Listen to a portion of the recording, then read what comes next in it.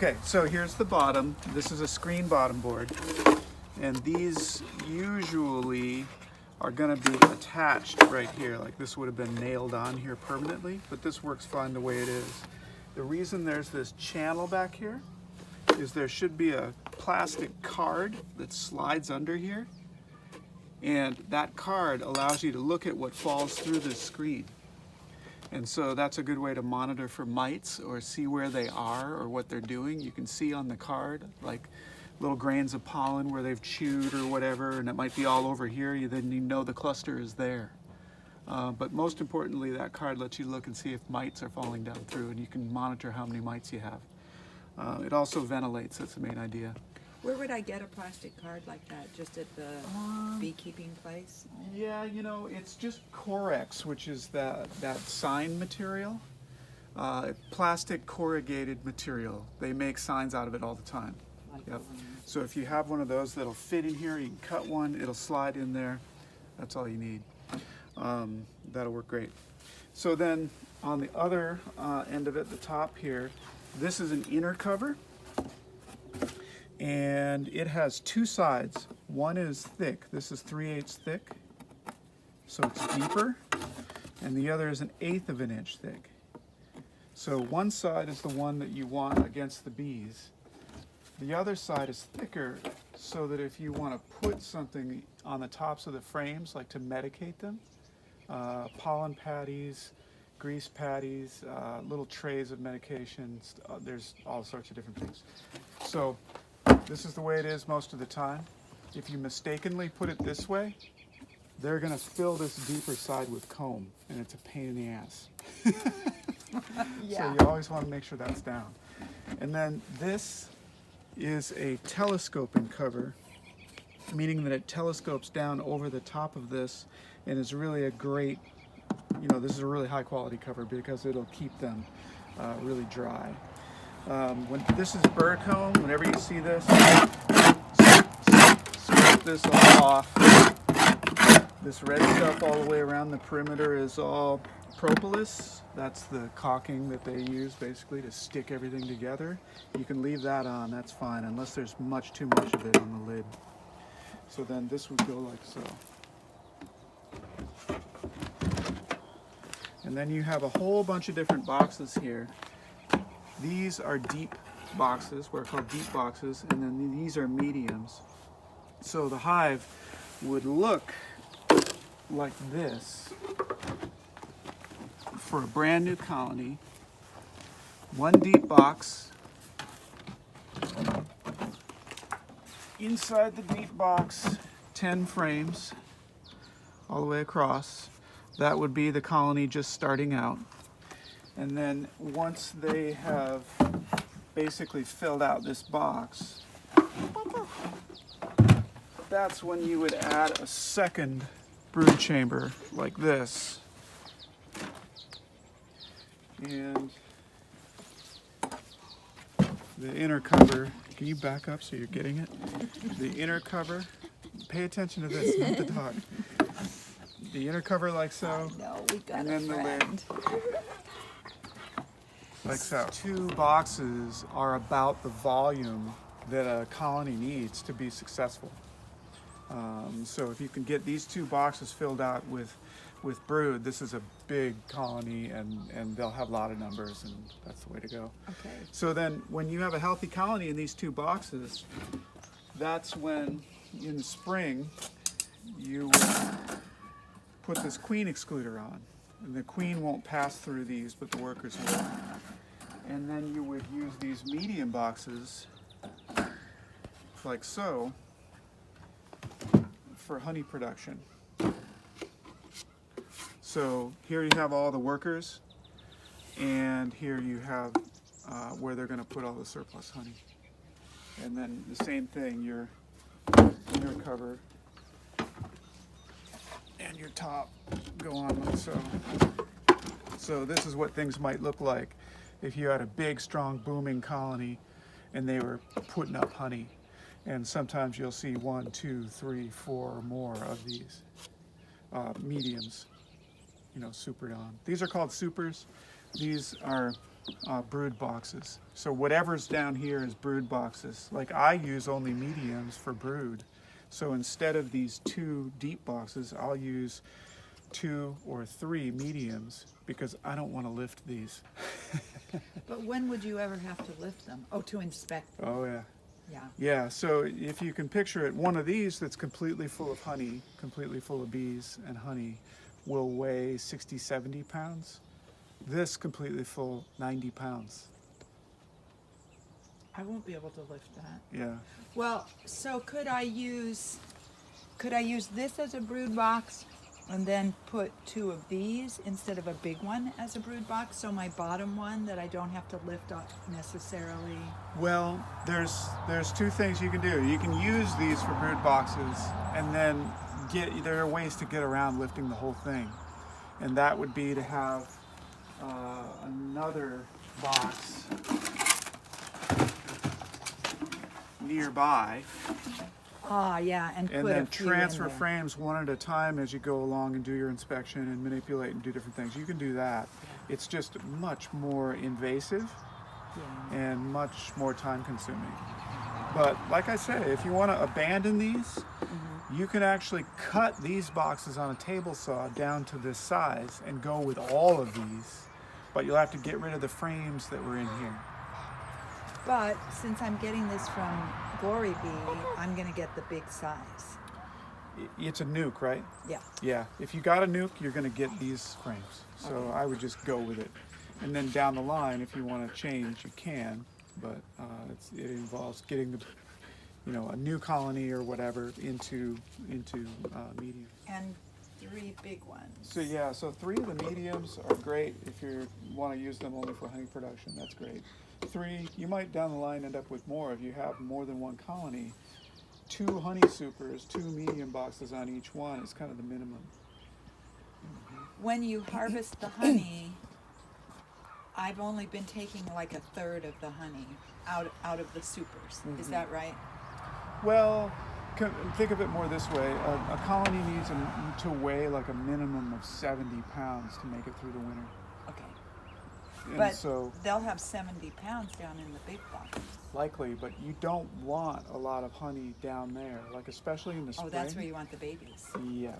So like if we're doing a spring management inspection in this colony and going through here, if we were to go into this box and there's 1, 2, 3 frames that are completely honey, we would want to get those out of there and put new foundation or blank frames in there so that they can draw comb for the queen to lay eggs in.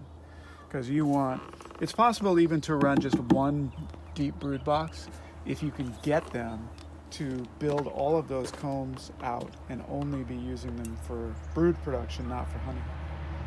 I see. Okay. In like section is like a many-layered jawbreaker. How like an everlasting gobstopper in many different layers. So in the interior is the true brood nest, and it would look spherical. So in that area of the comb, those would be. Are you filming? Why are you filming the ground? I'm just holding it. I don't want to. In that hold it up to area your face, though. would be only the brood, and then outside of that is a big sphere of pollen and a mixture of pollen and honey, and then on the outside would be honey and all surplus honey. And usually because the nest is a column, all the surplus honey is going to be stored at the top. Different ways. But what you're going to do is get 1 of these boxes ready. So say, Let's see about getting this one. Right? yeah, maybe.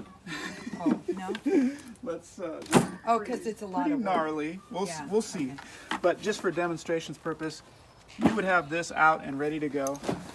And what that means is you would have frames like so ready to go with drawn comb like this, or foundation. And this foundation, this plastic stuff right here, comes with a wax sprayed onto it, like beeswax already on it. It looks here like these are a little old and all of that wax that was there is gone, they're likely to ignore this. So you could get a bunch of beeswax, put it in a little hot pot, and paint it on here to get ready for them. But that's tomorrow. Well, we have the.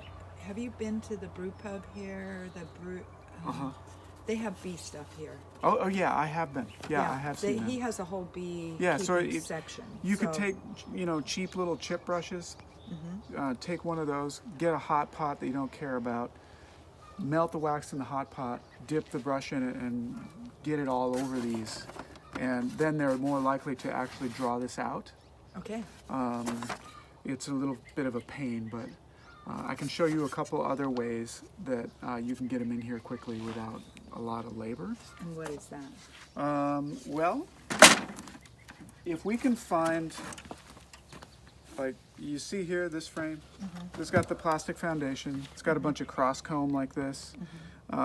This is junk. We would never want to use this. Oh, well, it's all probably going to. Yeah, there might be one or two in here that are okay. But anyway, let me quick finish what it's going to look like. So you're going to have 5 frames in this box, and then you're going to get 5 frames from your nuke. And so the nuke frames are going to go right here in the center of the box. Obviously it's not perfectly centered either way, whatever. So if you've got drawn comb you can use here, great. If you don't, then you're going to have fresh foundation for them to draw on here. Or I can show you how to do frames without foundation. You don't actually need it. So this is what you're going to start with. And you're going to transplant your nuke 5 frames into here, close them up, let them go. So you want to get it out of here. There we go. And then we will take these nails out. But if you, the other thing you need to do is clean up this channel. That's what these scrapers are really for. Clean up this channel like so. So it's nice and flush and flat.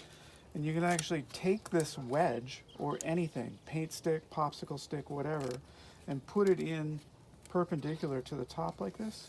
Obviously these nails would be out. And now there's a line, a defined line for them to follow to draw comb.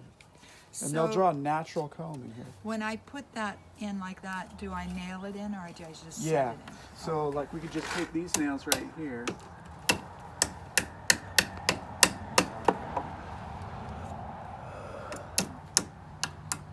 Like so. And I mean, I use a little pneumatic nailer. It works really fast, like a brad nailer, but you can take this on a workbench and do this. And this one would actually be ready to go.